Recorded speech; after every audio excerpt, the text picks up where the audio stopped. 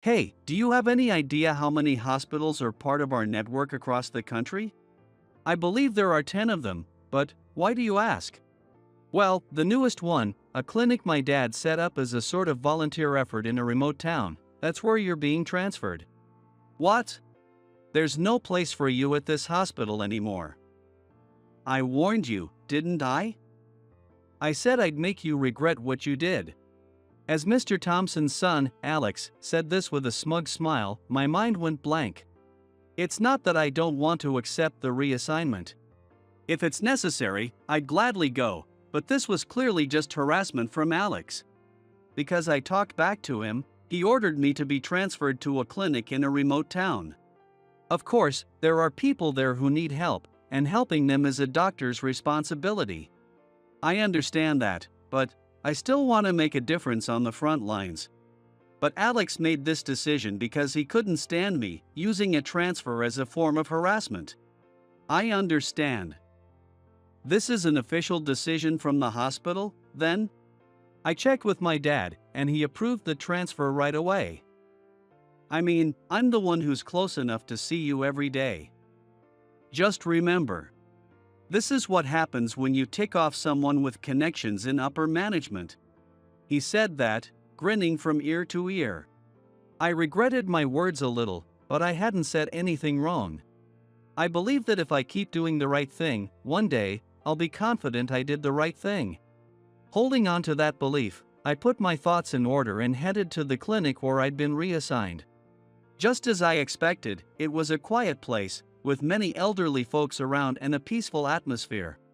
Fortunately, there weren't any life-threatening cases, and only a few people had serious illnesses. Half of the people coming to the clinic were just here to chat. As long as everyone was staying healthy, there was no problem. I just kept preparing myself, ready for whenever my time to act would come. One quiet day, during these routine days. Dr. Adams. There's an emergency. Michael crashed his truck into his house. They're bringing him over now, and it looks serious. The patient who was brought in was in a horrible condition I'd never seen before, and due to his age, his survival was uncertain. I gathered every bit of knowledge and experience I had, administered the best emergency care I could, and drove him to a hospital in the city equipped for surgery. This is an emergency.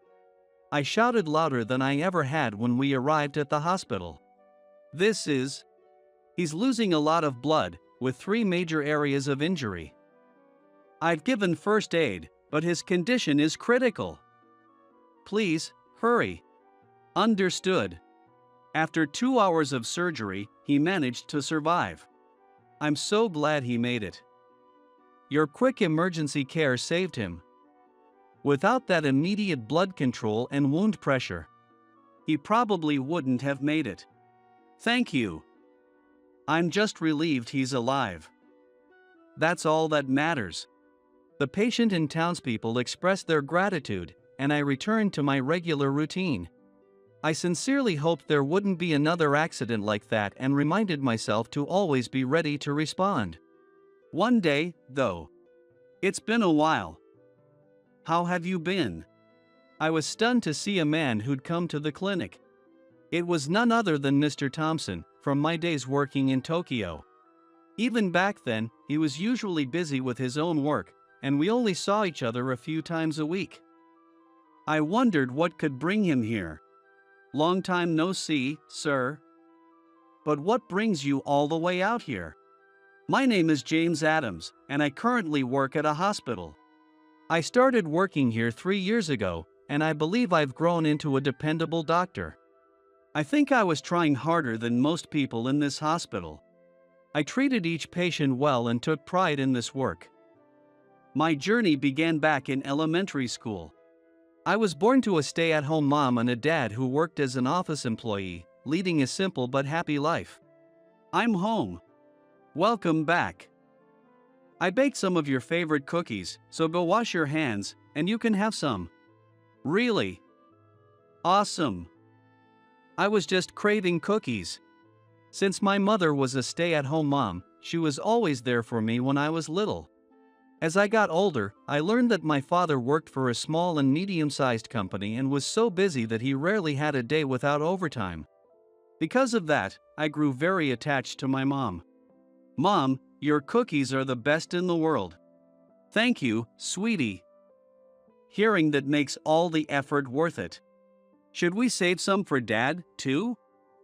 He works so hard, I think it'll make him happy." I was a lively, mischievous boy, probably pretty loud to have around. But my mom was always kind to me, never letting that bother her. Of course, she wasn't only gentle, but she could be strict, too. But because of her kind presence, I grew up smoothly with barely any rebellion. Then one day, when I was in 6th grade, I came home as usual and found Mom lying down. "Huh? Are you not feeling well?" "I haven't been feeling great lately." "I'll get dinner ready soon, though, so just hang on a bit. If you're not feeling well, you should rest. I can go get some food for us." "Could I have some money?" "Alright, if you don't mind, please do. And with the leftover money, you can buy yourself a treat." By the time I was in upper elementary, I noticed more days when Mom wasn't feeling well. I probably should have realized then that Mom had a chronic illness. Her condition worsened over time, and by the time I started middle school, she spent most days in bed. She never told me what exactly her illness was, and I was busy with school, so I couldn't always keep an eye on her. But even then, I could tell she was suffering. It was obvious, looking at her. I knew things were only going to get worse. "Dad, Mom's not doing well these days. Shouldn't she go to the hospital?" "Yeah. I've been thinking that too. She says she's fine, but she doesn't look fine. Maybe we should all go this weekend."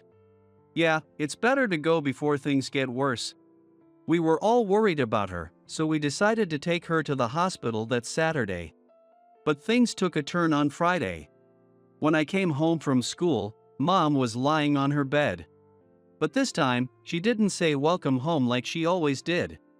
No matter how unwell she felt, she would always say welcome home when I came in. She wasn't moving at all, and I rushed over to her, worried. "Mom! Mom!" I shook her shoulder, my mind going blank as chills ran down my spine. Mom had lost consciousness. I was just a kid, and a fear crept in. Was she gone? Not knowing who to call, I grabbed her phone and called my dad. "Dad, help! Mom won't wake up." My words shook him too, but after a deep breath, he calmly gave me instructions. First, I checked her pulse and told Dad she still had one. He called for an ambulance right away, and I stayed by Mom's side, keeping the line open. Within minutes, the ambulance arrived, and Mom was taken to the hospital. I rode along, waiting in the waiting room until Dad arrived. She made it through, thanks to the ambulance, but her condition is serious. She'll need to be admitted. Please make the necessary arrangements.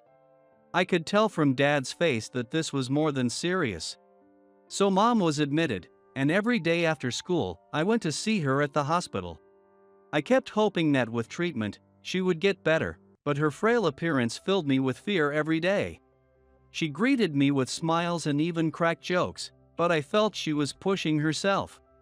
Looking back, she really was pushing herself, and her body was struggling, so she must have been in real pain. But as a mother, she never showed weakness in front of me. 3 months later, Mom passed away. Despite all the treatments, her life couldn't be saved. I was devastated, feeling a sorrow I'd never felt before and might never feel again. If anyone had asked me as a kid what I loved most in this world, I would have answered without hesitation, my mother. Her presence meant everything to me, and after she passed, I felt like I was wandering in endless darkness, unsure how to go on. But even with her gone, the reality remained that my father and I had to keep living together. So, the two of us decided to support each other and move forward. "I'm home. Sorry I'm late. Did you eat already? I heated up some instant curry. I made some rice for you too. Want me to fix you a plate? Could you?"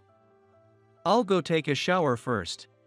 Since Mom had started getting sick, Dad and I had taken over the household chores together. So, transitioning to just the two of us wasn't too difficult in terms of time or chore division. But the emptiness in our hearts never seemed to go away. It wasn't that I didn't love my dad. He was the most important person in my world, and I genuinely cared about him.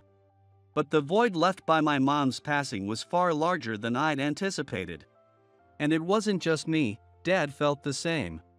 Driven by a sense of duty to take care of me, he did his best to keep going, but that only lasted about 3 years.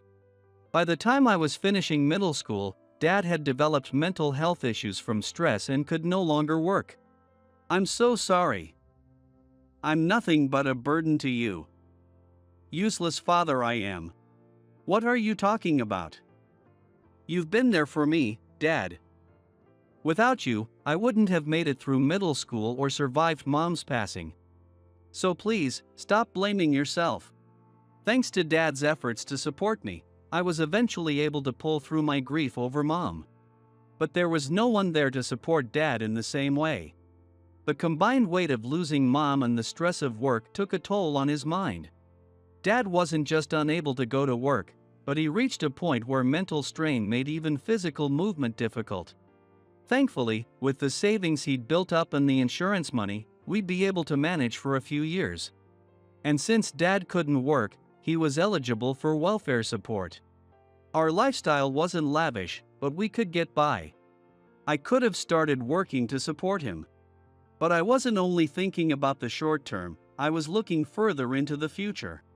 Dad, I want to be a doctor.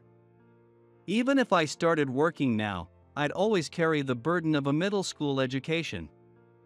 Plus, I want to save people like Mom. I don't want anyone else to go through what we did.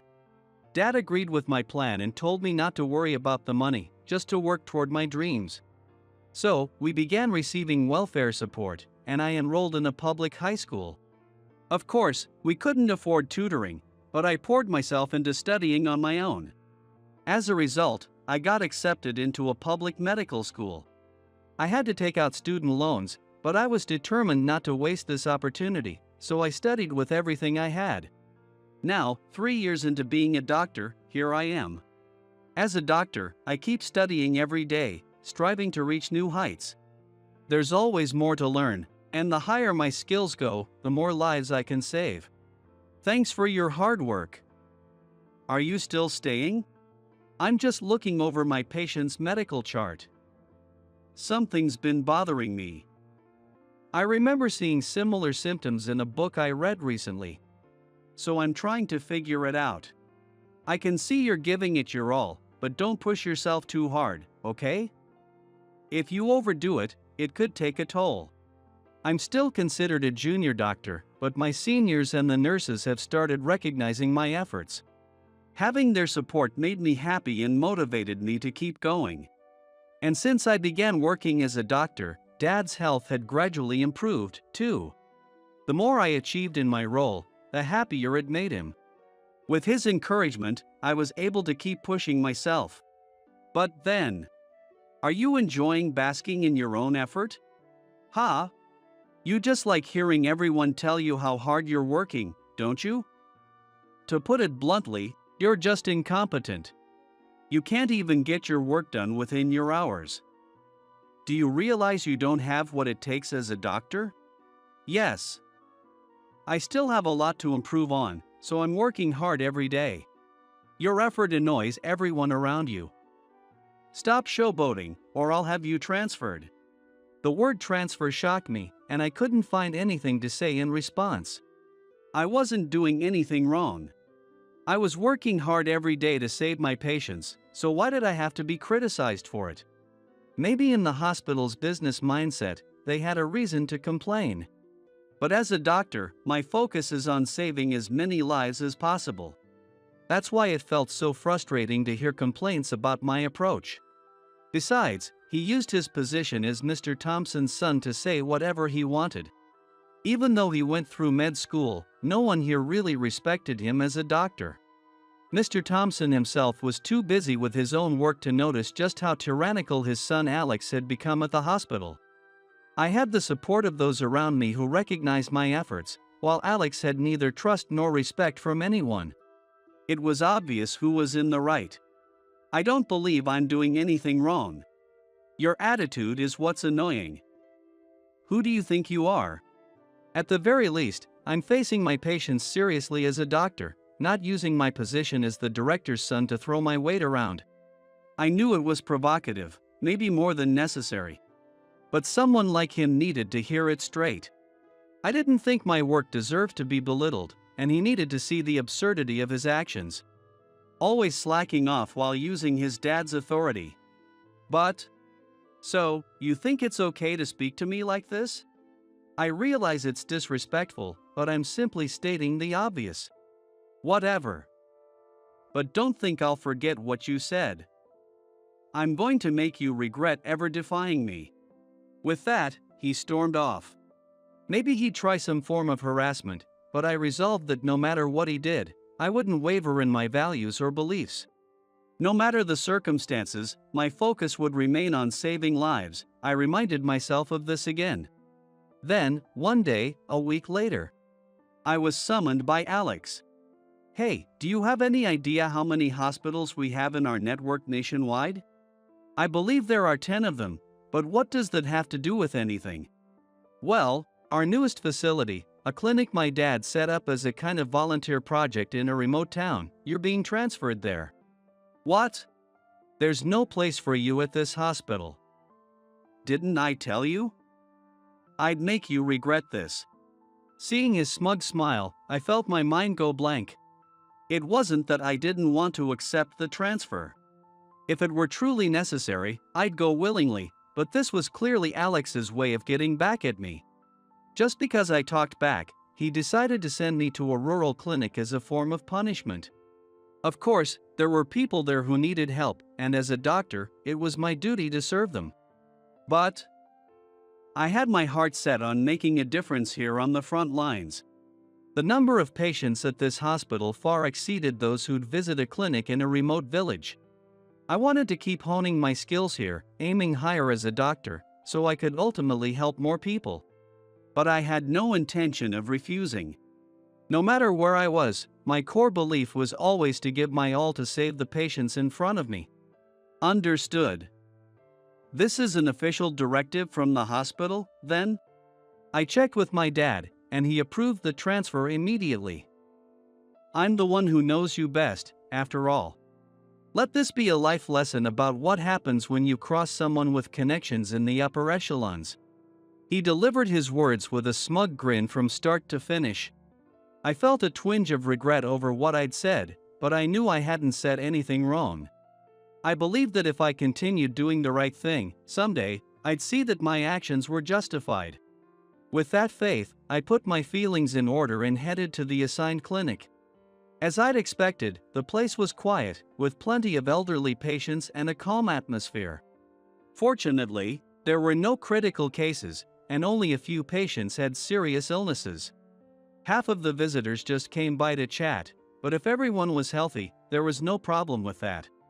I'd just stay prepared, waiting for when I'd be needed. Then, one day, during these quiet, uneventful days, Dr. Adams. There's an emergency. Michael crashed his truck right into his house. Everyone's bringing him over now, but he's in terrible shape. Living in such a remote village, it was common for people to drive small trucks a few times a month for shopping. While some folks used bikes to get around, I'd never once heard of any major accidents here. Everyone took care to drive safely.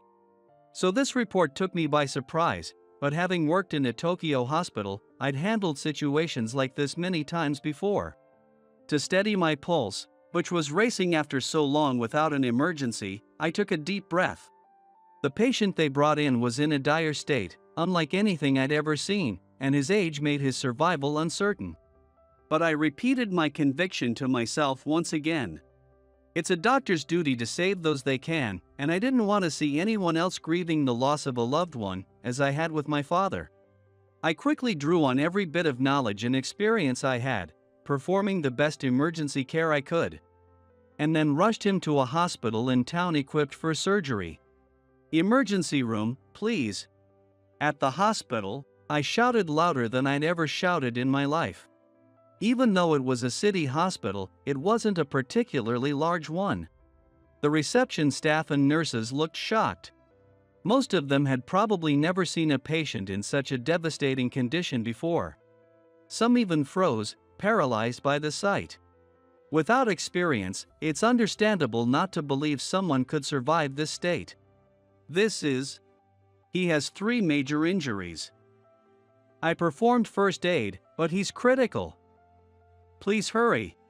Understood. 2 strokes of luck helped ensure a smooth transfer to emergency surgery. It was because I'd handled so many emergency cases before that I knew exactly how to administer effective first aid. By performing thorough emergency treatment, I could buy the patient as much time as possible until surgery. And second, this hospital was part of the same network as my clinic, and I had a doctor friend here. While transporting the patient, I contacted him in advance. After about 2 hours of surgery, the patient survived. I'm so relieved. Thank you for your incredible first aid. If you hadn't stopped the bleeding and applied pressure to the wounds, his chances wouldn't have been nearly as high. I see. I'm just glad he made it. That's what matters. To be honest, I'd been prepared for him not to survive. His condition had been that severe, and even if he hadn't made it, I wouldn't have blamed the surgeon. But hearing that my emergency treatment had saved him made me grateful to have been there. The patient, along with people from the town, thanked me, and I returned to my usual routine. I hoped nothing like that would happen again, reminding myself to always be ready to respond. Then, one day. It's been a while. How have you been? I was stunned when I saw the man who'd come to the clinic. It was Mr. Thompson from my days working in Tokyo. He was usually busy with his own work, and even in Tokyo, we only crossed paths a few times a week. I wondered what brought him all the way out here. Long time no see, sir. But what brings you here? I heard about a major accident a few days ago. I understand you handled the emergency care? Yes, that's true. I'm surprised it reached you, though. The surgeon told me all about it. Thanks to your swift first aid, the man survived. Your care was excellent. And he said you're a highly skilled doctor. So I did some investigating. Forgive the blunt question, but what's someone like you doing here? I was left speechless by Mr. Thompson's words. I was proud of what I'd done. If it had been someone else handling first aid, the patient might not have survived. But I thought my reassignment had been decided by unanimous consensus from the hospital's upper management. So to have Mr. Thompson come all this way and say what he did was a surprise. Thank you for the kind words, but I was sent here on hospital orders. Yes, that's true, but the problem lies in who gave those orders. When I started looking into it, I found out that my son was behind this. So, will you come back to Tokyo? Hearing this, everything suddenly clicked into place. My reassignment had been Alex's doing alone. He demoted me just because he was angry at what I'd said. Sure, he had a medical license, but he didn't deserve to call himself a doctor. That's what I thought. Still, I'm truly glad the patient made it. My motto is to save every life I can. Indeed. I believe it's that kind of conviction that makes someone fit to be a doctor. With that, Mr. Thompson brought me back to the Tokyo hospital and led me to a meeting room. Inside were his close associates and Alex himself. Now, let's have a proper explanation. Why was such a talented doctor sent off to a rural clinic? Well, You took this action on your own, didn't you? So how are you going to take responsibility? He is a shining example of dedication. Yet you forced him out. Care to explain why? I hadn't had much interaction with Mr. Thompson, nor had I ever worked directly with him, but I could see that when angry, he was a force to be reckoned with. From what I'd heard from senior doctors, Mr. Thompson was usually a mild-mannered person. And like me, he ran the hospital with a firm sense of purpose, earning the respect of many in the medical community. It was clear that he wouldn't stay silent when something went against his principles. Well, I'll give you one chance to answer. Why is a failure like you in Tokyo while someone as skilled as him was reassigned? I'm sorry. I didn't mean any harm. I just got a little carried away. I thought of it as a way to toughen him up. So, you made a decision that harmed this hospital's interests for such a trivial reason? Well, that's all I need to know. You'll be accepting a reassignment yourself. Not only I, but everyone in the room was taken aback by the director's words. No one had expected that Mr. Thompson would order his own son's demotion. Certainly, what Alex did was inexcusable. I understood why Mr. Thompson was furious, but no one had expected he would go so far as to order his son's reassignment. No way, Dad. You can't be serious. You know that's impossible. And why exactly is it impossible? Because, well, just think about it. Why should I be the one demoted? I've been working so hard here, why should I be punished? Don't make me laugh. Even if that were true, you were the one who decided to demote someone who was working tirelessly. So, I believe I'm being fair. Alex had no response to this. The director's argument was too sound, leaving him with nothing to say. And from my perspective, Alex hadn't achieved anything worthwhile. You still have a long way to go as a person. Take this time to reflect and work hard to grow as a doctor. That's your duty. Are you serious? You really mean this? I have no patience for people who can't take responsibility. I'm saying you might never work in this hospital again. With that, Alex fell silent, offering no further objections. In the end, he was reassigned to the rural clinic where I'd been working. I heard he now spends his days caring for elderly patients. Whether he'll have a change of heart and put in the work remains to be seen. If he thinks he can slack off out there, he may never make it back to the front lines. As for me, I'll keep listening to my patients and giving my all as a doctor. I'm proud of my work, and I intend to hold on to my beliefs as I move forward. I hope that, even if just a little, I can help prevent others from feeling the pain of losing someone precious, as my father and I did. What? Why is my seat in the restroom? This has to be some kind of joke, right? At the inaugural party for the new company's CEO, I discovered this shocking situation. Kimberly, my boss who constantly mocks me for only having a middle school education, laughed with amusement at my reaction. A middle school graduate like you? Perfect for having your meal in the restroom. It's all the rage now, right? Restroom meals. They're good enough for you. Fuming at her words, I declared that I was going home. And not only me, but every other employee present also decided to leave, leaving Kimberly all alone in the empty venue. After that, Kimberly.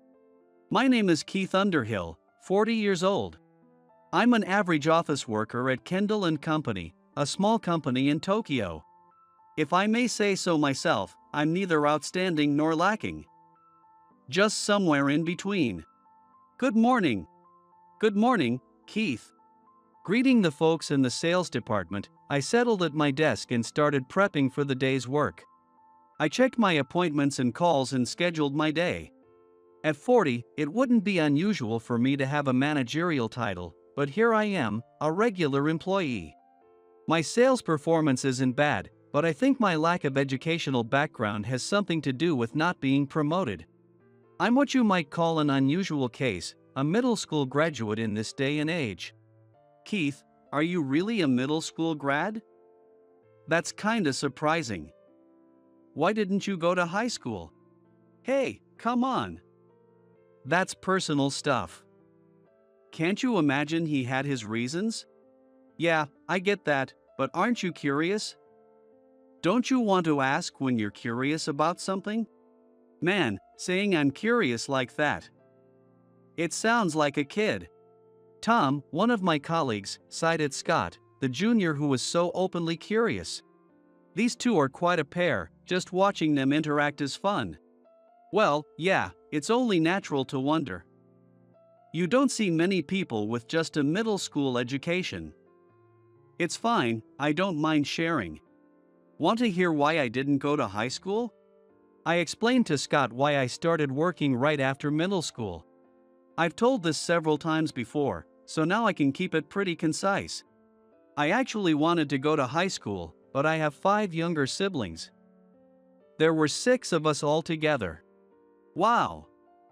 That's a lot of siblings. Big family.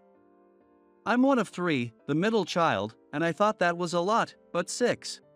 Yeah, it's a lot, even back then. But then, in my second year of middle school, my dad fell seriously ill. He fought hard. But by the summer of my 3rd year, he passed away. So my mom had to raise 6 kids on her own. And as you can imagine, that was tough. Yeah, no kidding. Your mom must have been amazing. I'm an only child, so I can't even picture it. My mother, knowing she had 6 mouths to feed, started working right after my father's funeral, saying there was no time to grieve. But with 6 kids, even just the grocery bills were overwhelming. Even as a kid, I understood how hard it was to manage on one income. That's why I started working. My mom felt guilty she couldn't send me to high school, and she cried over it, but as the eldest, I wanted to help my siblings. They're my family, and I wanted them to have a shot at a good education. So the money you earned helped your younger siblings stay in school? Exactly. All 5 graduated from high school and went on to follow their own paths, whether it was trade school, jobs, community college, or university. It made me happiest to see them each pursue what they wanted. Scott looked moved by my story. Keith, that's incredible. I had no idea. I really respect you for that. With eyes shining, Scott looked at me in admiration. I often hear about a look of respect, and I think this is exactly what they're talking about when I see Scott's eyes right now. Thank you, Scott.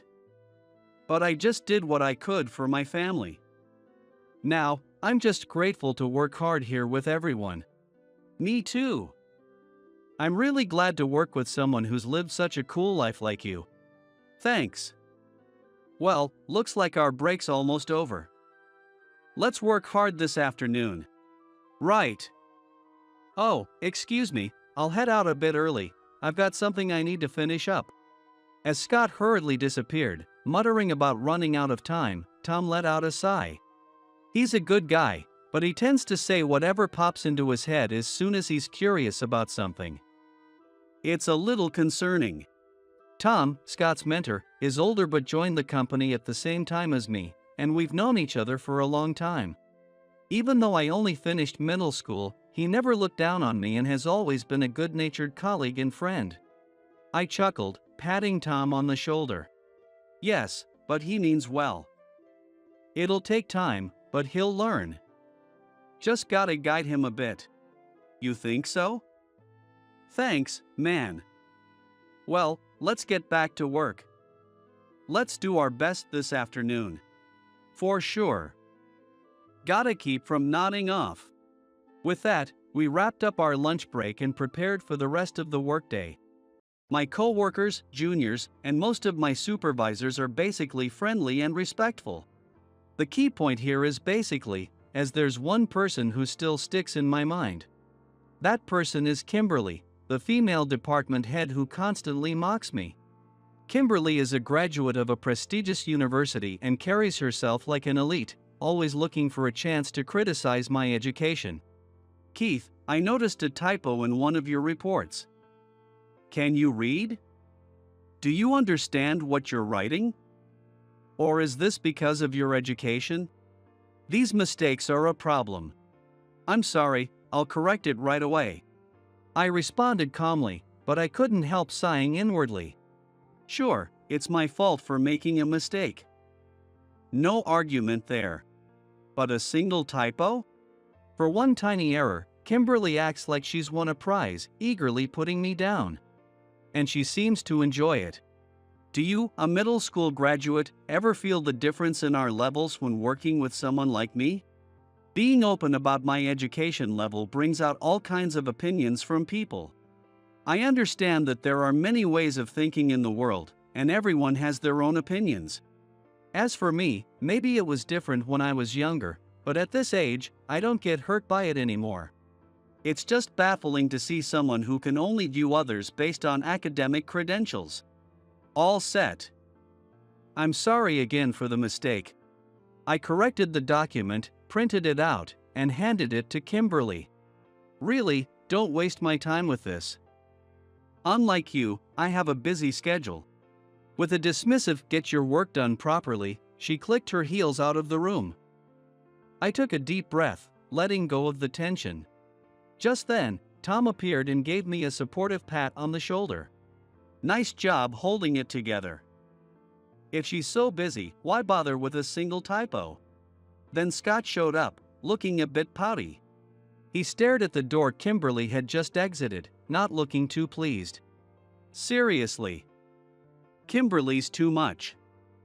She's always picking out people's mistakes just to criticize. I don't think anyone here actually likes her. Well, I know the typo's on me, and I figure she's a talented person to be in her position, but yeah, her attitude toward people could use some work. And it's not just me. Anyway, back to work. Let's do it. Oh, here, Keith, take this. It's chocolate. Oh, thanks. I'll eat it and get back on track. What? Hey, Scott, can I get some too?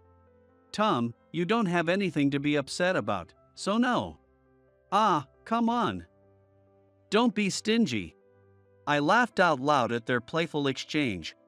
Though Kimberly's attitude was always harsh, I was grateful for the kindness of others around me. Working here was fun and fulfilling, but then... A company-wide meeting? That's rare. I wonder what's up. Are these common around here? Almost never. This'll be like the second one since I joined. An urgent all-hands meeting was suddenly announced through a company-wide email. The employees, like myself, gathered with questions on their minds, and a low hum of conversation filled the room. As soon as Mr. Kendall, the CEO, entered and stood before everyone, the murmurs quieted instantly. Mr. Kendall began to speak with a calm smile. Thank you all for coming on such short notice. Today, I have an important announcement, which is why I called you all here. Attention spread through the employees, who focused their attention on him. With everyone's eyes on him, Mr. Kendall took a deep breath and continued. I've led this company for many years, but I decided to retire at the end of this quarter and welcome a new CEO. A murmur of surprise filled the room. His announcement came as a shock. He'd only recently turned 60, after all. Some worried there might be health issues behind his decision. My wife and I have long dreamed of traveling the world together, and I felt now might be the right time. Though our vice president, Mark, tried to convince me otherwise, I think it's time I focus on my family. I only hope my wife won't get tired of me around all the time. He added with a chuckle. A wave of relieved laughter rippled through the room. Mr. Kendall, known for his gentle nature as well as being a very devoted father and caring husband, had never raised his voice, not even once. It was hard to imagine his wife would ever feel that way about him. I couldn't help but picture his wife's serene smile in my mind. As for the new CEO, I won't reveal their name just yet. Mark and the others are organizing a farewell party for me in a month. And we'll introduce the new CEO then. There might be a few things I'll need your help with for the event, and I'd appreciate your support. Thank you all for everything. I'll be sure to express my gratitude properly at the party. When Mr. Kendall bowed his head, the room erupted in applause, with several employees visibly moved. This alone showed just how well regarded he was by everyone. After that, we were dismissed, and everyone returned to their desks. Who do you think it'll be? Hopefully not Kimberly, or we're all doomed. Don't say that, Scott. That's terrifying. If that happens, we'll probably see a mass exodus. Yeah, that'd be scary. The whole office buzzed with speculation about the new CEO all day. The next day, another company-wide email came through, this time from Kimberly.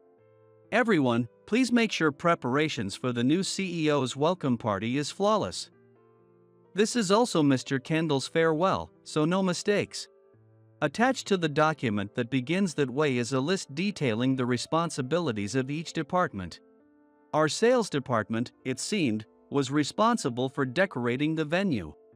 I nodded to myself, taking it all in, when another email from Kimberly, not company-wide this time but just to me, popped up. Especially you, Keith.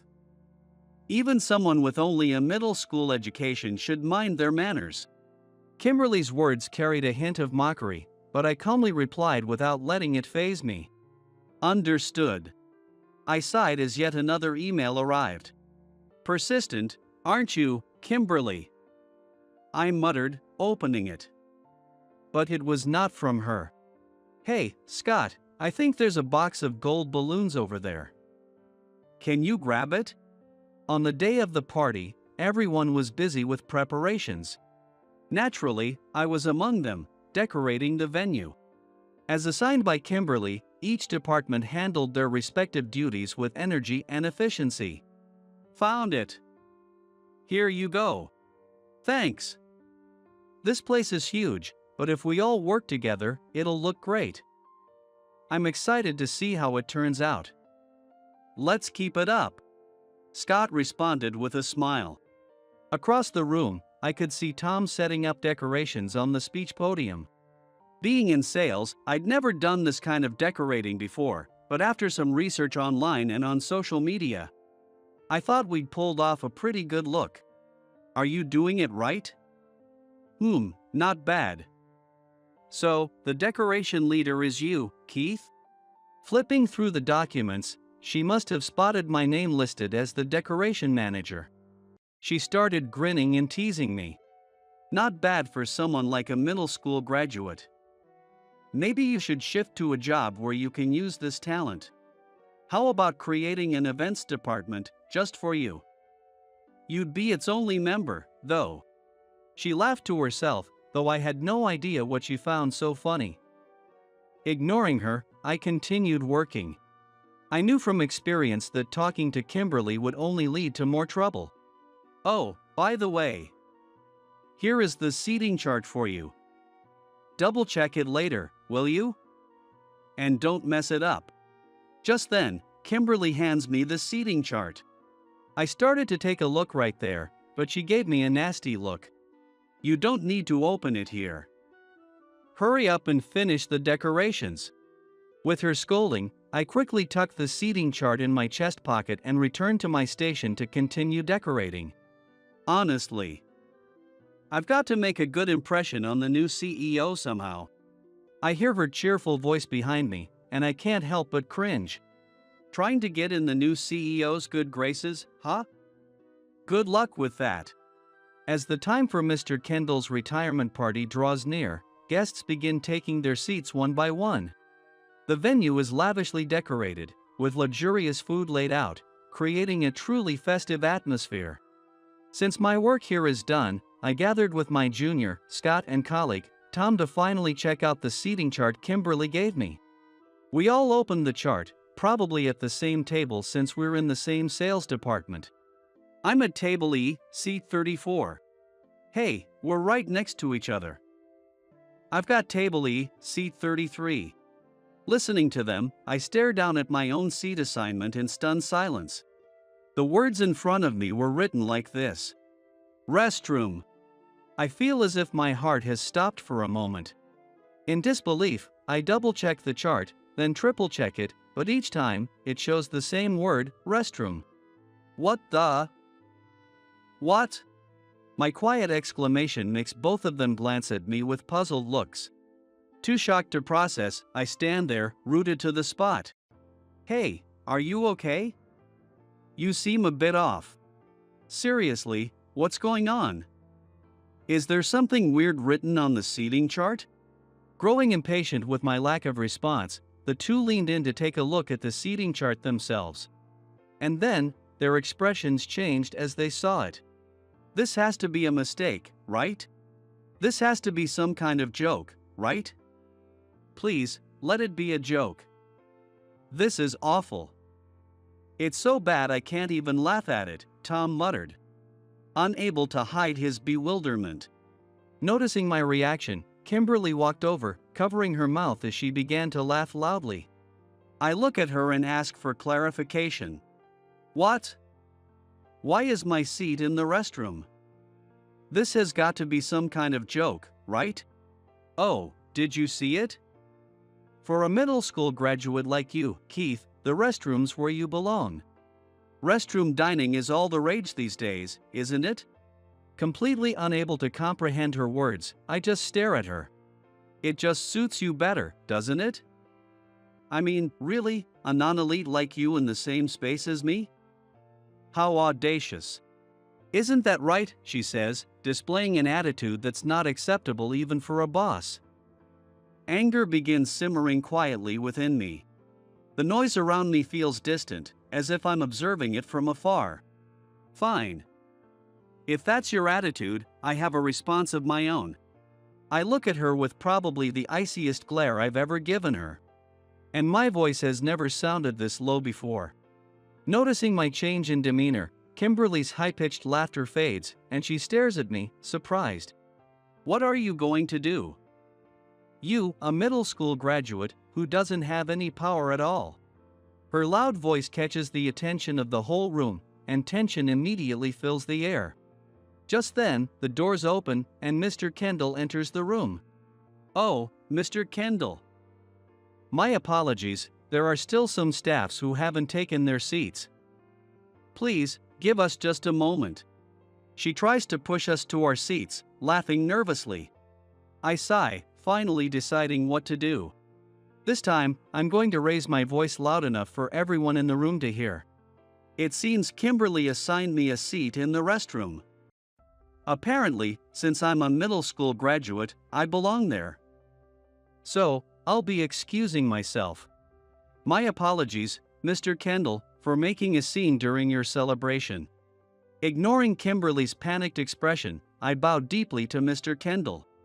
She's visibly flustered, yet unable to come up with a solution. All she can do is mutter, without managing to say anything. Noticing our expressions, Mr. Kendall sighs deeply. Then, he switches on the nearby microphone and begins to speak. Well, Kimberly. You've really gone too far with this tasteless little prank of yours. Mr. Kendall. This is, well, I'm terribly sorry to everyone here, but if Keith is leaving, then I'll be taking my leave as well. After all, there's no point in having an unveiling party without our new CEO, right? A gasp of shock filled the room at Mr. Kendall's words. No way. Keith is the new CEO? Are you serious? Hold up. You're kidding, right? How did that happen? I'm not against it or anything, just wow. The two colleagues nearby are so flabbergasted that I can't help but laugh, despite how angry I was just moments ago. Then, another person nearby, Kimberly, stared at me with her mouth hanging open. For someone who claims to be an elite, her expression was surprisingly clueless. What? A middle school graduate? A middle school graduate as the new CEO? Kimberly's face went pale, and like a broken record, she kept repeating, a middle school graduate. Well, if the new CEO is leaving, then I'm out too. Scott enthusiastically raised his hand and announced he was heading home. Following suit, Tom did the same. Me too. I'd rather hear our new CEO's story in peace anyway. Let's head out." Their words set off a wave of agreement among the staff, who begin nodding to each other and calling out their intention to leave. One by one, they start gathering their things, preparing to leave the venue. "Well then, everyone, shall we head back? Maybe we can regroup at the office for a quick talk?" When I spoke to Mr. Kendall, he responded with a gentle smile. "Let's do that, shall we, Mr. Underhill, our new CEO?" And so, my first act as the new CEO wasn't exactly the address I'd planned, but it was clear enough. Everyone finished gathering their things and, leaving a stunned Kimberly behind, we all walked out of the venue. Back at the office, I gathered everyone in the conference room. I made sure each person had a drink from the vending machine, so they could relax a bit. Once everyone had settled down, Mr. Kendall and I stepped to the front. Looking around, I could see a mix of apprehension and anticipation in the employees' faces. Mr. Kendall began to speak first. With a calm yet firm voice, he started explaining why he chose me to be the new CEO.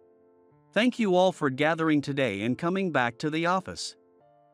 I know the sudden announcement of the new CEO must have been surprising." Scott, sitting in the front row, was nodding enthusiastically. Many others in the room were also nodding along. "Now, I'd like to share with you why I chose Keith for this role." Everyone leaned in, and the room fell into a respectful silence. In fact, I'd been Keith's neighbor for quite some time. I remember him losing his father back when he was in middle school. After his father's passing, I watched as he took on responsibility, working tirelessly. It was by sheer coincidence that he ended up joining our company, as our families had grown apart by then. That was true. In those days, as the eldest of 6, I was helping raise a middle schooler, an elementary schooler, a preschooler, and an infant. By that time, Mr. Kendall's children were already high schoolers, so our families didn't interact much. Of course, when I see him around the neighborhood, I greet him and chat a little about the weather. So, you can imagine my surprise when that same neighborhood guy showed up at my job interview as the CEO. Every morning, he would get up early to help his mother, drop the younger kids off at daycare before going to work, and then pick them up in the evening after work. He'd take on cooking, help with homework, get them ready for bed, and read them stories. As Mr. Kendall spoke, memories of those days came flooding back. Those days were tough, but strangely, I didn't resent them. I remembered my father's words asking me to look out for my mother and siblings, and how endearing my younger brothers and sisters were. Over the years, I watched Keith continue to support his family. He'd even spend his days off playing with the younger kids. He could have spent those days sleeping in, but he'd always listen to their stories, always smiling. Everyone in the room was listening intently to Mr. Kendall's speech. Some employees with children were even a bit teary-eyed.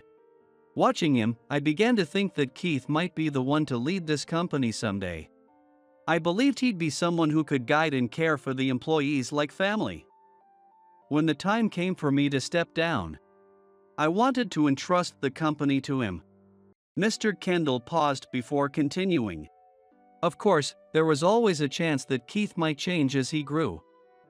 So, I made sure to watch over him closely, keeping a careful eye on his development. His work has been flawless, and as he matured, he also developed a unique ability to understand people's hearts and move forward with them. A company is like one big family. And I became convinced that the one who truly values this family and can lead us all forward is none other than Keith. Around the room, employees were struggling to hold back their tears. In front of me, Scott was sniffling, his eyes brimming with tears. Tom's eyes were red, and he blinked repeatedly, trying to keep his composure. I bowed deeply, expressing my gratitude to Mr. Kendall. Everyone, from here on out, please support Keith. Just as you've been there for me all these years, I ask you to be there for him. He's more than capable. This is my last request as I step down from the company. Thank you very much. As Mr. Kendall bowed, the employees broke into applause, the sound filling the entire room.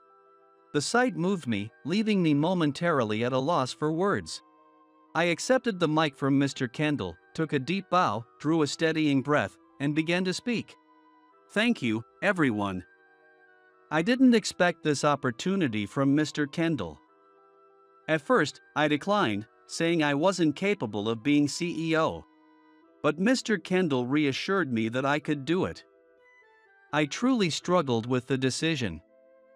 I questioned myself, wondering if I was the right person. And I discussed it with my family. I recalled the day Mr. Kendall emailed me and summoned me to the CEO's office. The shock of being told that I'd be the next CEO. That was probably the biggest surprise of my life. When I shared it with my family, they were just as stunned, but they encouraged me, saying, "Why not give it a try?" But, to be honest, I've always liked this company.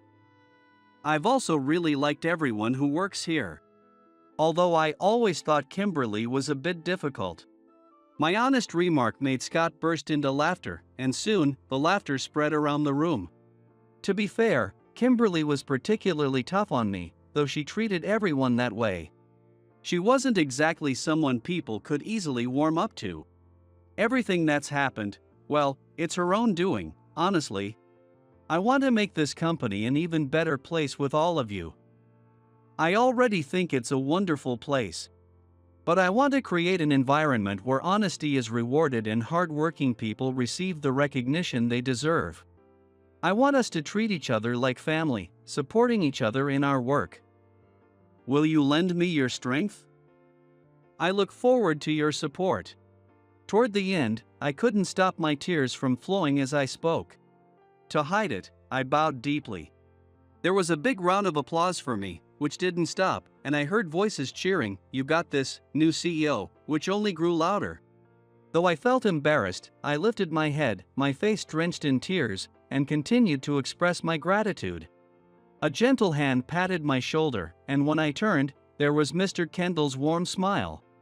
"See? I told you you'd be just fine. You're ready to lead as CEO now. Everyone will work together with you, so whenever things get tough, remember today. Keep this feeling close to your heart. Do your best, Mr. Underhill." I nodded firmly at his words, renewing my determination to give my all as the new CEO. The next day, as I was in the CEO's office, Kimberly came to see me. She looked pale, clearly nervous about facing me. But as the new CEO, I intended to formally address the disciplinary action regarding Kimberly. The complaints about her were far worse than I'd anticipated. Just yesterday, numerous employees came forward with reports about her behavior, some of which simply couldn't be ignored. That's why I'd called her in. Unexpectedly, however, Kimberly voluntarily offered her resignation. "Mr. Underhill, I am truly sorry for everything. I'd like to take responsibility for my actions and words up to this point. My husband was very upset with me as well. He was at the same hotel on business during yesterday's meeting. When I explained the situation, he was furious, saying he never expected me to act this way. I was slightly surprised and looked at her. Her eyes were swollen, and her face was puffier than usual. I decided to accept her resignation. Then, I tell Kimberly what I need to say. This is probably my last chance. Kimberly, thank you for your hard work. As you move on to a new path, please avoid making the same mistakes. You were the first woman promoted to manager here. There's no doubt you're talented. Please take this experience as a lesson, learn from it, and work to improve." Kimberly bowed deeply and left the office. I exhaled deeply, and from the next room, Tom, my secretary, walked in. Tom, who's actually in sales, agreed to act as my secretary because of his strong management skills. "Man, you really are too kind. She said some pretty harsh things to you over the years." I chuckled at Tom's exasperated expression. "Yeah, I know. But maybe this will help her change for the better." If her husband was angry too, I'm sure she felt the impact. I think that's all I needed to say. Maybe I'm being soft, but Tom laughed at my words. Well, call it kindness or whatever, it's just like you. A company needs someone like you leading it. And so, Tom and I embarked on this journey together, giving our all to the company. From early morning to late at night, I worked hard, listening to each employee and planning with a vision for the company's future. According to what Tom and Scott have told me, it seems the company's morale is on the rise. Keith's dedication to everyone shines through. The atmosphere here is really positive. Whatever comes our way, we feel ready to take it on together. Hearing the positive feedback from everyone, I was overjoyed and decided to hold a meeting to introduce a new project I had been developing. This project was designed for all employees to participate, encouraging their personal growth alongside the company's. With conviction, I explained the project's purpose and called on everyone for their support. This project is for us to grow as a team. I need your strength. Let's continue walking this path and growing together. The employees responded with enthusiastic applause, and 6 months later, the project yielded impressive results. Even as the work of being CEO often wore me down, my family was always there to support me. My younger siblings, still living at home, took great care in looking out for me. Hey, Keith, you doing okay? Need a massage if you're tired? Are you sleeping enough? Those dark circles under your eyes are kinda serious. They gave me a massage and even handed me a warm eye mask. I couldn't help but get emotional, realizing how kind my little brother and sister, who used to be so small, have grown up to be. But when I started crying, they just looked at me weirdly. Why though? Every day, my mother offered words of encouragement, and no matter how late I returned, she always had a warm meal waiting. Welcome home, Keith. You seem to be working especially hard today.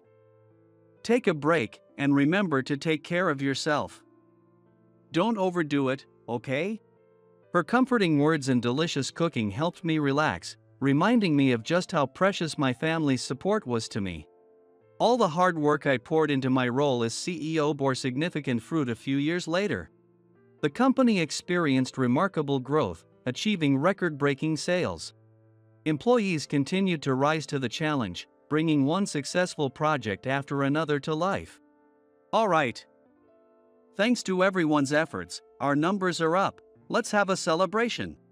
I organized a gathering to show my appreciation and gave a speech to the entire team. Thanks to all of you, our company has come this far. Truly, thank you. I look forward to our continued success together. Applause filled the room as I expressed my heartfelt gratitude. There was nothing artificial in my words. They were my sincere feelings. I genuinely consider each of you not as mere employees, but as members of this family. Let's keep moving forward together as one family, making this company an even better place. My declaration brought smiles to everyone's faces. There are tough times, of course, moments when Tom scolds me or I need to vent my frustrations. Sometimes, I feel like crying or want to escape it all. But knowing that overcoming these challenges leads to everyone's smiles keeps me from running away. As CEO, I'll continue protecting everyone and growing alongside them. Each and every one of them matters deeply to me.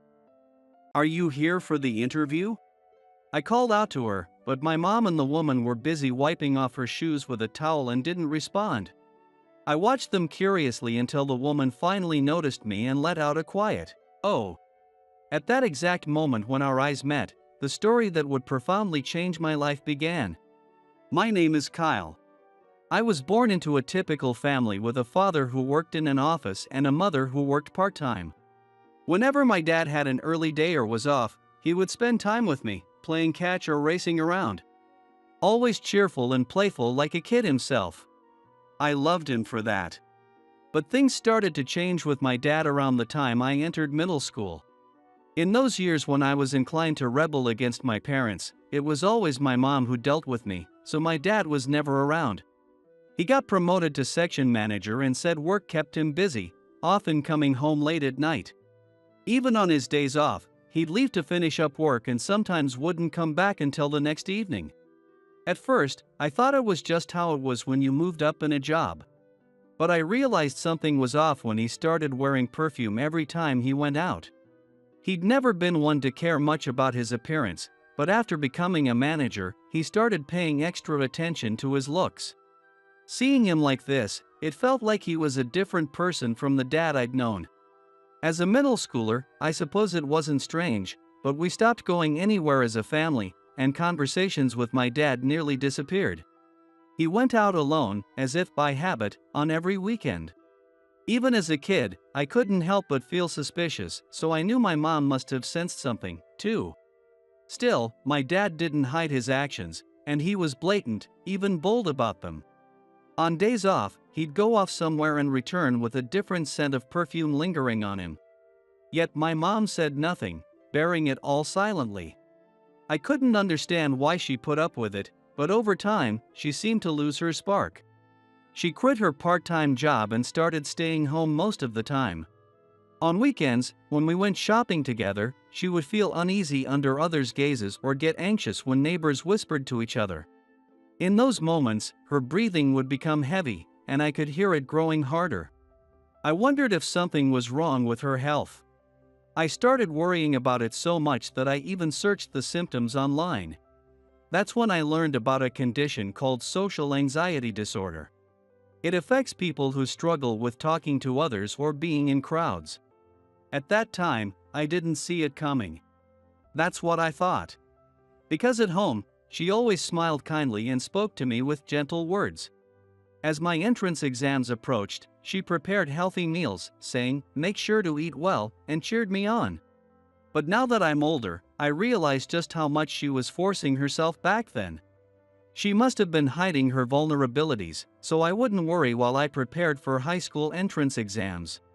In my own way, I tried to understand and respect her unspoken struggles. When her breathing would get shallow, like a panic attack, I'd gently say, "Take your time, breathe slowly."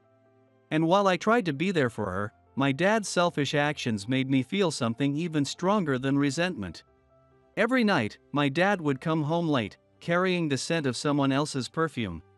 Every time I smelled it, a wave of disgust washed over me. From then on, I found myself avoiding anyone who wore artificial scents, regardless of gender. Then, shortly after I got accepted into high school, my mom firmly asked my dad for a divorce. She requested that he pay for my tuition and child support through high school and college, and their divorce was finalized.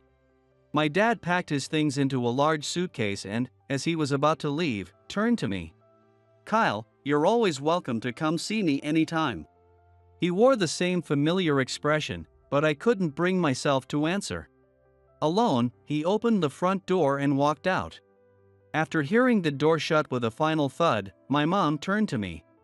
"Kyle, I'm sorry it came to this. You're free to see your dad anytime or even live with him if you want. The choice is yours." She spoke slowly, carefully considering my feelings. But as a fellow man, I felt nothing but contempt for my father. I had no intention of seeing him again, and I'd take his place in caring for my mom. Without even realizing it, my rebellious phase had shifted into a genuine desire to protect her. "I'll stay here with you, Mom. I don't need to see him anymore." Seeing her tearful eyes, I vowed that she'd never have to wear that sad expression again. That was the day I made that promise. After that, life with my mom became peaceful. We had a modest savings, plus child support from my dad. My mom started working a full-time job. She worked hard and still took care of my everyday needs.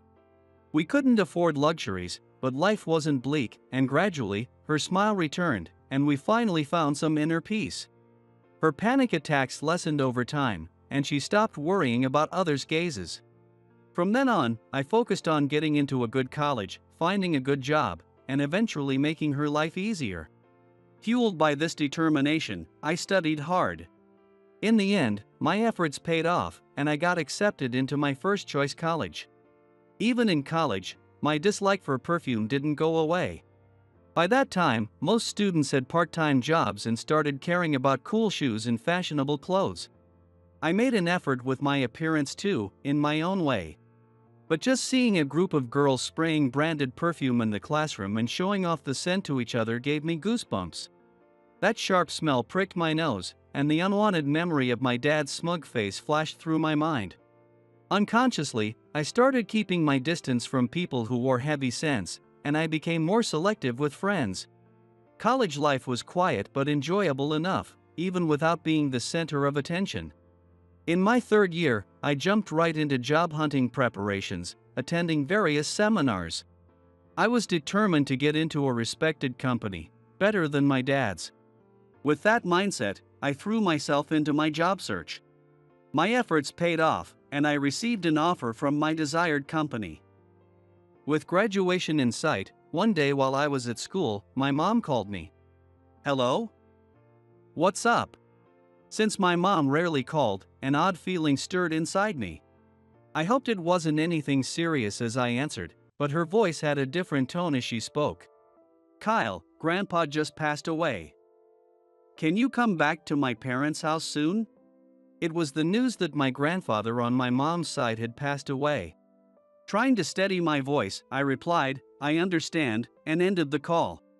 My maternal grandma had already passed, and my grandpa had run a candy wholesaler. He also ran a small candy shop in front of the warehouse, where neighborhood kids and adults would come to shop. One corner of the spacious warehouse was packed with shelves full of candies for customers to pick from.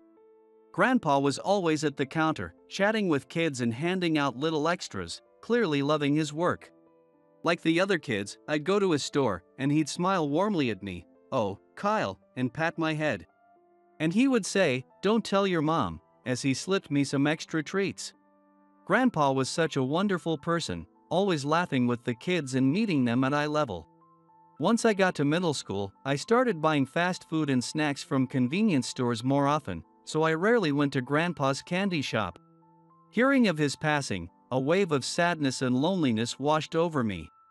I'd been busy with job hunting, part-time work, and spending time with friends, so I hardly ever saw him anymore. As I headed back to my hometown, I kept thinking how we tend to lose the people we love most so suddenly. Though it had been a long time since I'd last seen Grandpa, I never imagined our reunion would come in such a way.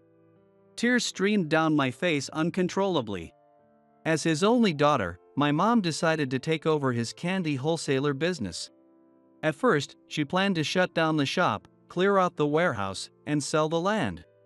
But while cleaning out Grandpa's home, she found a diary he'd written, which changed her mind and led her to keep the shop going. The diary was filled with daily reflections. He wrote about kids who visited, like the ones who hit the jackpot on a prize game.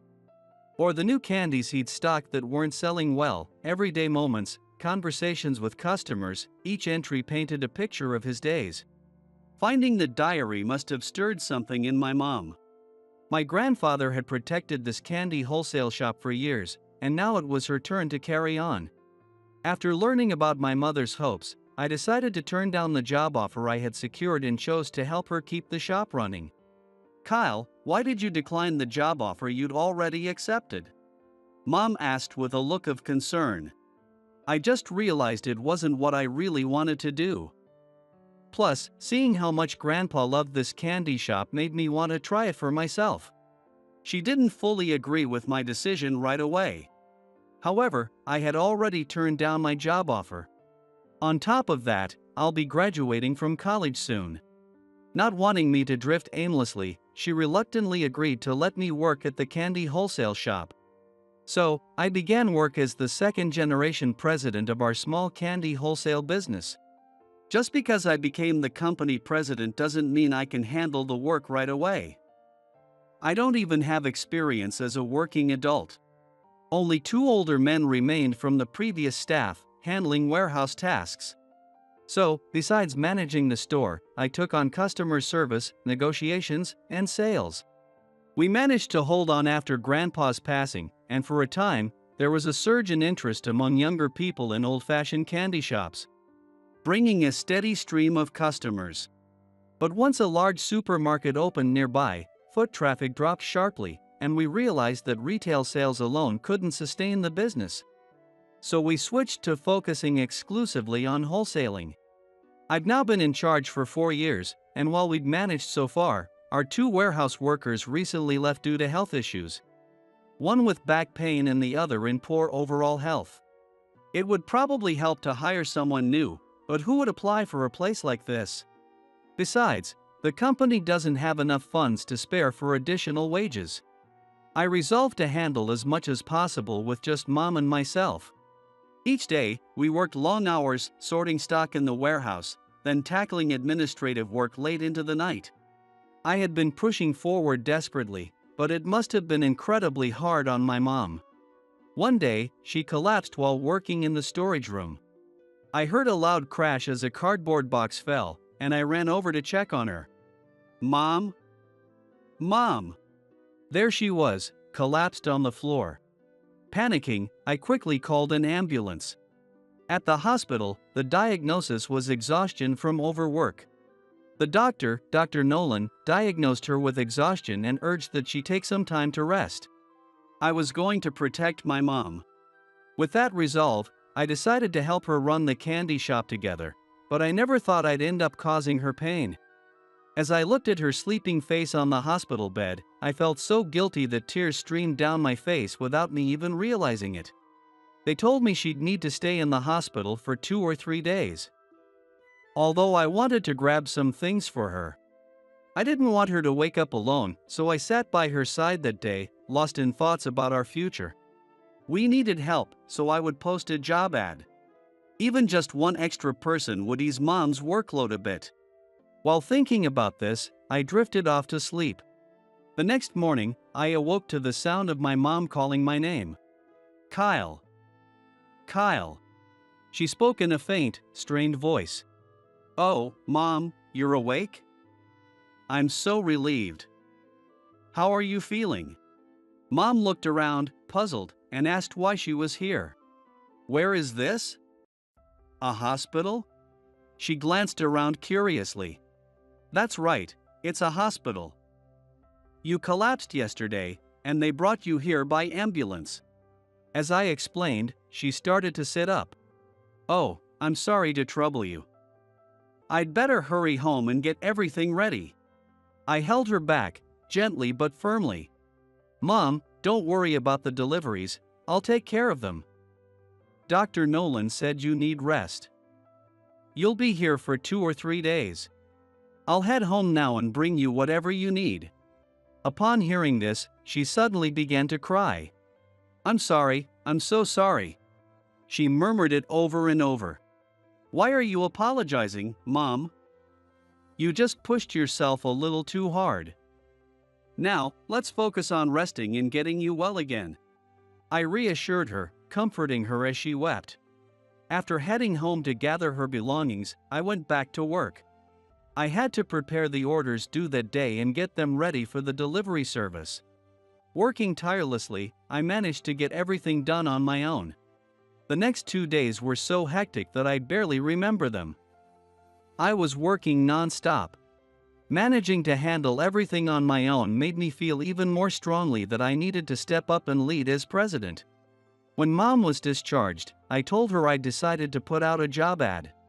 We were looking for a part-time accountant.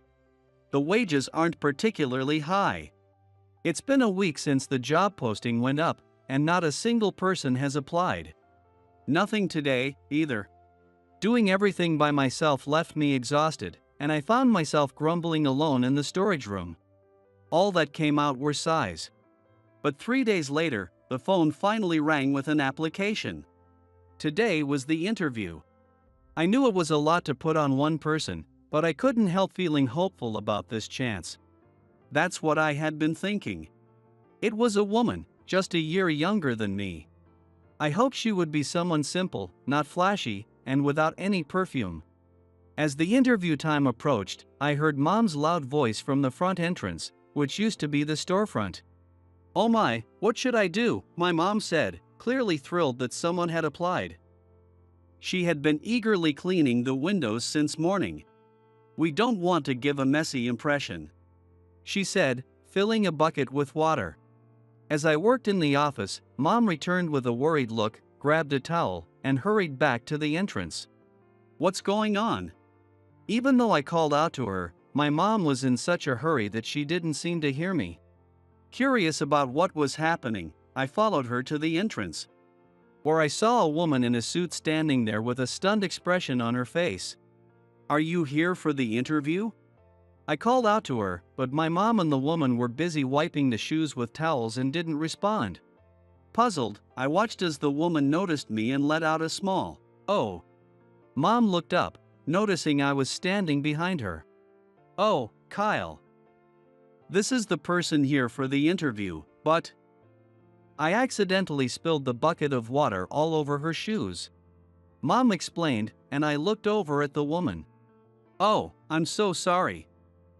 I apologize." The woman, who seemed serious and professional, bowed her head apologetically. "No, it's my fault for leaving the bucket here." My mom apologized to the woman, looking genuinely sorry. Seeing her, I apologized as well. "I'm truly sorry." I took a step closer to the woman, who then looked up and met my gaze. As she held my gaze, she looked over at my mother and began shifting her eyes between us, her breathing growing progressively more shallow and rapid, almost as if she were hyperventilating. Are you okay? Is something wrong?" Unsure of how to handle the situation, I gestured for her to sit on the bench by the entrance. "Are you all right? Should I get you some water?" My mother, worried about the woman as well, glanced nervously at the stained water splashes on her suit, hoping they wouldn't leave marks. I'm okay." She tried to speak, but the words were barely escaping her labored breathing. "Take it easy. Just breathe slowly. Inhale, exhale. Inhale, exhale." Following my instructions, she began to take slow, deep breaths. After a moment, she seemed to regain her composure. I'm sorry. I don't know what to do." She lowered her gaze and fell silent. I tilted my head, puzzled by her reaction, but a thought crossed my mind. She reminded me of my mother years ago. Feeling a connection, I decided to speak to her gently. "You're here for the interview, right?" At my question, she silently pulled her resume from her bag and handed it to me. "Let's head to the office, it's more comfortable in there."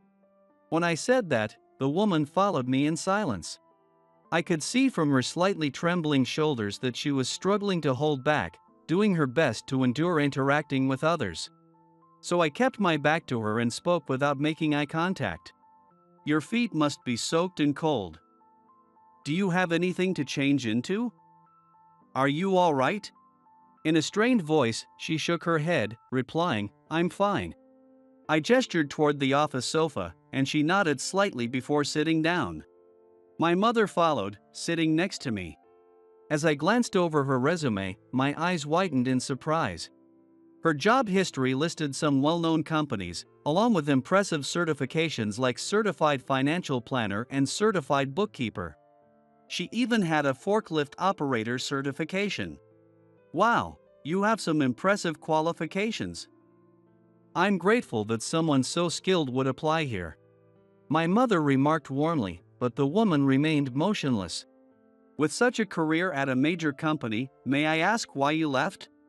At this, she flinched slightly, brushing her bangs aside as she looked up at us, seemingly preparing to answer. However, under our gaze, her voice caught, and she fell silent again. My mother seemed to realize something as she observed her reaction. Perhaps she saw something familiar in this woman. But instead of addressing it directly, my mother tried to create a more comfortable atmosphere for her to speak. "Sorry for staring like that. This place used to be my father's store. We stopped the retail side. But my son decided to keep the wholesale business going." "Oh, and the guy next to me is my son, technically the president here." "Well, Melissa, would you like to start with us tomorrow?" Without consulting me, my mother introduced me and then decided on the spot to hire Melissa.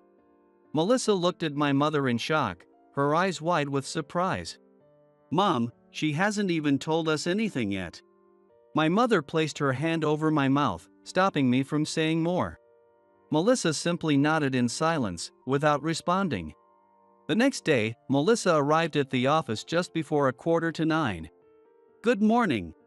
My mom was mindful of Melissa, taking care not to put any pressure on her. "Good morning." When I greeted her, she replied in a small voice. "Good morning."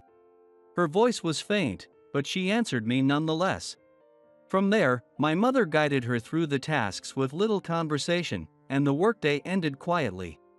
Melissa's work ethic was impeccable. Every morning, she arrived 15 minutes before work started, settling at her desk to prepare for the day's tasks. She meticulously noted everything my mother instructed, completing tasks swiftly and even going above what was asked. At times, she'd even operate the forklift to help out in the warehouse. "Melissa, you're a huge help with how fast you get things done." My mother praised her, gradually closing the distance between them. Melissa, rather than seeming uneasy, began smiling shyly in response. I felt a slight pang of jealousy as I watched them grow closer, leaving me somewhat on the sidelines. "Here, I wanted to apologize for the mishap during your interview." Shopping for a young woman's clothes is always a delight. She presented Melissa with a new outfit she'd discreetly bought. Melissa looked surprised, trying to wave it off politely. "Oh, it wouldn't fit me anyway, so don't worry. Just take it." Upon hearing that, Melissa replied clearly, "Thank you very much." The next day, Melissa arrived at work wearing the clothes my mother had given her. Seeing this, my mother beamed with joy. "You look adorable. It suits you well." Blushing, Melissa lowered her gaze, seemingly flustered. Typically, she wore simple pants and a shirt, but today, she was in a polka-dotted dress. Watching her cheeks redden, I felt my heart skip a beat. Since then, Melissa gradually began sharing light-hearted conversations with my mother. It was around that time that a faint, sweet scent began to linger around her. Her complexion also seemed brighter. When she smiled, twin dimples appeared on her cheeks. I found myself drawn to her, my gaze lingering on her more often. It didn't take long to realize I was developing feelings for her. And gradually, there came moments when Melissa and I would meet each other's gaze. Could she be interested in me too? I found myself wondering, maybe a little too optimistically. One day, as I returned from a sales visit, I overheard the two of them talking in the office. I paused by the door, unable to resist listening in. I figured Melissa might feel more at ease speaking with my mother alone, so I stayed outside. I thought he was my first real boyfriend since I started working. I heard her say clearly. My mother remained silent, simply listening. But he already had a serious girlfriend. Apparently, my coworkers had even placed bets on how long it would take for me, the straight-laced one, to open up to him. Finding that out was devastating. After that, I felt self-conscious all the time. Like people were laughing at me whenever they looked my way, and I just couldn't function at work anymore. After I resigned, I moved back home and pretty much isolated myself. I felt guilty about not contributing, so I focused on earning certifications. But stepping back into the workforce took a lot of courage. When I saw the job listing here, I thought I'd give it a try. It said part-time accounting, so I'm really glad I took the chance because meeting you two has been wonderful. After a soft chuckle from Melissa, my mother finally spoke. "You've done so well, Melissa. You've really been so strong. Oh, and by the way, Kyle here doesn't have a hint of romance in his life. So he's perfectly safe and highly recommended." Whether my mother was joking or serious, I couldn't tell, but she started talking about me. Listening from the hallway, I blushed involuntarily, and then I heard a voice that made my heart race. "Yes, I think Kyle is a wonderful person." I couldn't control the fluttering in my chest, so I stepped outside for a moment, then returned, deliberately closing the front door a bit louder than usual. "I'm back," I announced, walking into the office with a casual expression.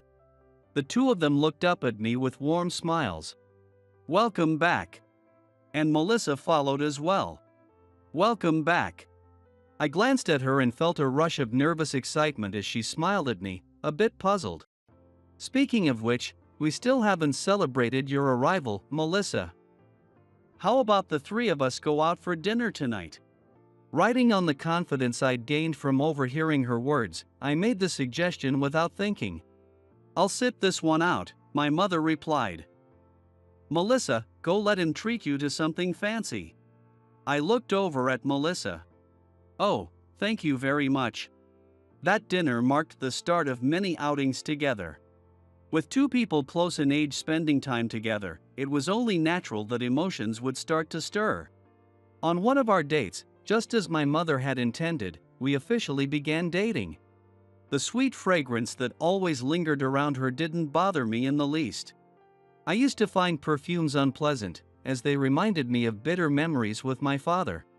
But with her, it was different. Not unpleasant at all.